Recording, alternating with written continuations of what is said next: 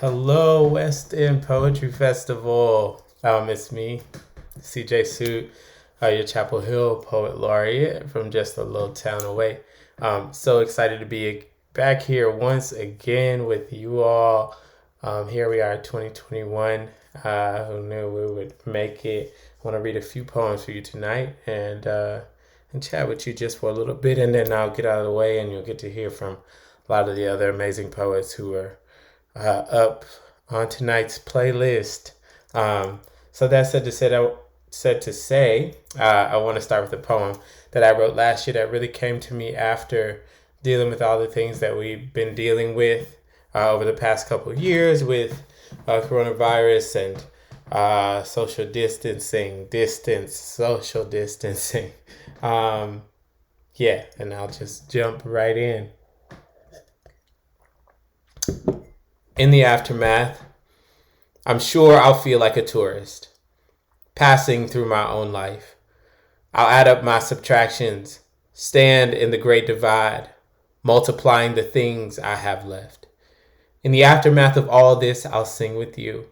In a choir stand on street corners and at my favorite karaoke night, I'll stroll aimlessly around the mall, even though I hated the mall. We'll brush shoulders and walk down the same aisles. I'll make you a meal. I'll never leave the party early without a really good excuse, and we'll dance. Bump and grind, spin and dip. I'll give you a spoonful of my ice cream. I'll let you try my beer. A forkful of my favorite dessert. We'll pass homemade dishes around a full potluck dinner table. We'll have hugs so close and tight the world will burst into giggles. I'll hold my friends' children. Kiss the foreheads of my nieces and nephews. You won't have to look for the smile in my eyes above my mask. We'll get a window seat. As we watch friends and lovers gather on lawns and in courtyards, I'll remember the things that brought me strength. The ways I gave and was given to. How I learned to pause and breathe in the day. How I made a feast of my feelings and served it up poem after poem, seeing myself both seed and tree. The world will see me in full color, Black and American. A resilient ancestry will hold our leaders and officers accountable. We won't be so well adjusted to injustice, and we will allow suffering to speak. We'll get to work and heal together. In the aftermath, I'll reach into my pocket for a letter from my past self that reads, I will be here for you. Yes, always and forever. Even when the world stops and the cards have all folded and you are in between the lines. Yeah. That poem still is very, very fresh for me, very raw for me. I'm going to share another piece as a Chapel Hillian and who's seen his city change and next to Durham and other places that are changing pretty fast in ways that don't include all of us all the time. I wrote this next piece called Imminent Domain. When the gentrifiers come, there will be no trumpet sound, no cavalry, only the sound of bikes and electric cars. Yes, electric cars. 1,000 yoga mats will unfold without the presence of an indigenous yogi when the gentrifiers come. There will not be affordable housing. There will be a surge in dog walkers, dogs, pet stores, cat cafes. Affordable grocery stores will disappear.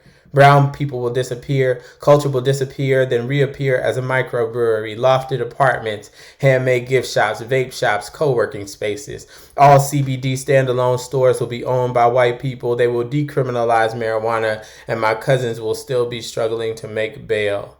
The white girls will take twerk classes.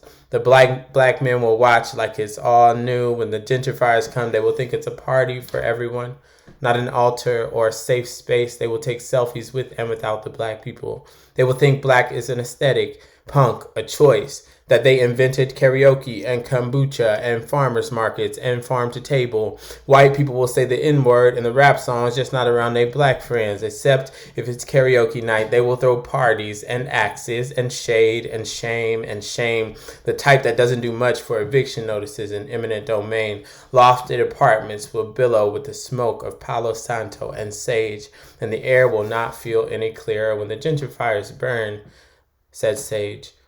A brown baby cries across the sea, an ocean of tears.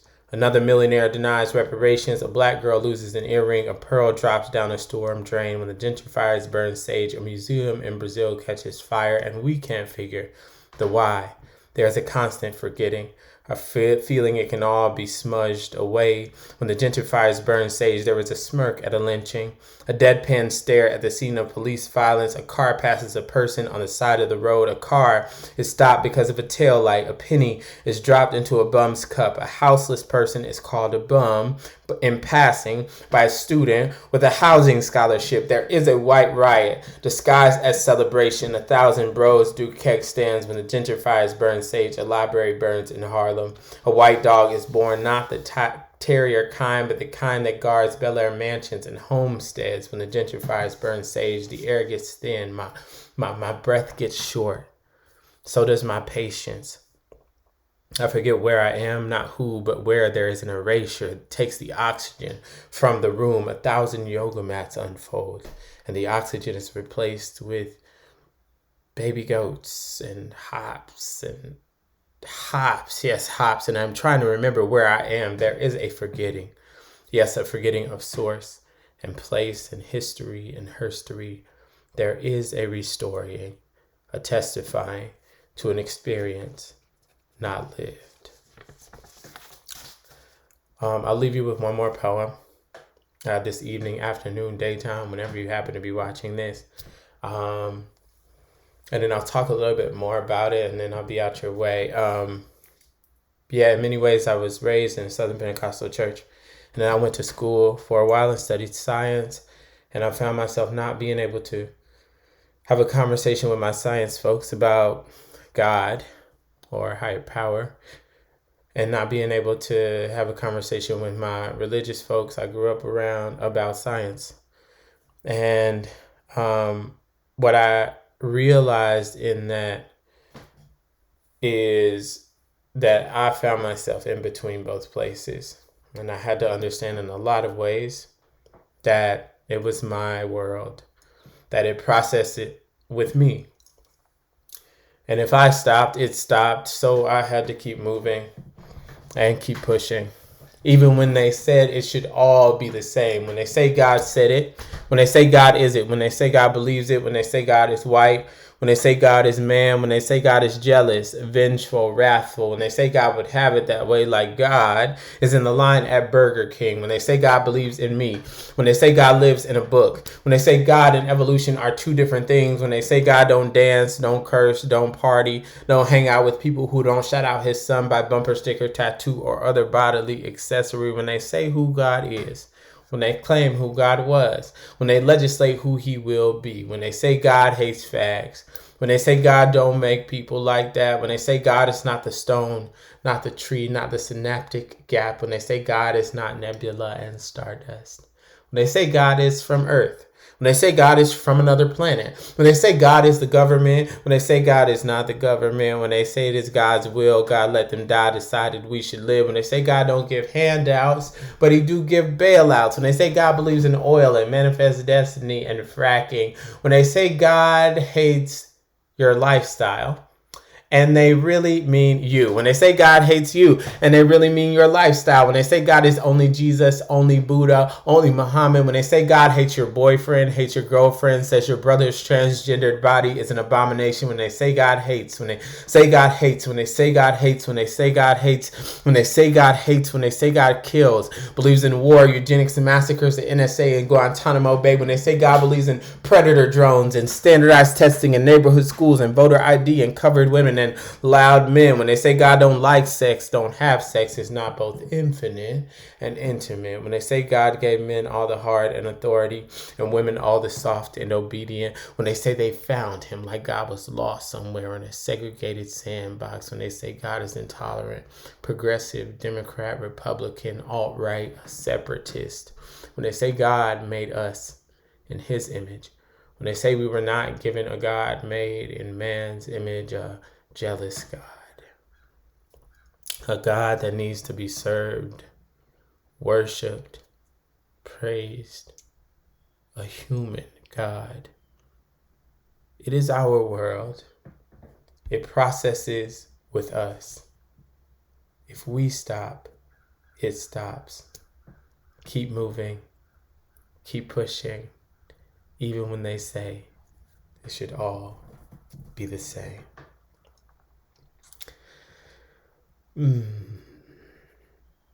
Thank y'all so much for listening. If there's a last thought I want to leave you with, it is that, of course, that it's our world, and I think that we all have to be invested in this time in bridge work and building bridges and being bridges to understanding. I think that's my role as an artist. Is in my opinion the role of many artists to be bridges for understanding of new ways of thinking, new ways of being, to sort of spark the imagination of the world through creative endeavors. And one of the major core things that I often say in my work around bridge building is that, unfortunately, and fortunately, bridges cannot choose sides. That when a bridge chooses a side, it ceases to be a bridge for anyone, or it is more grounded in one place than it is in another. It becomes unstable for understanding or the exchange of ideas or experiences or culture.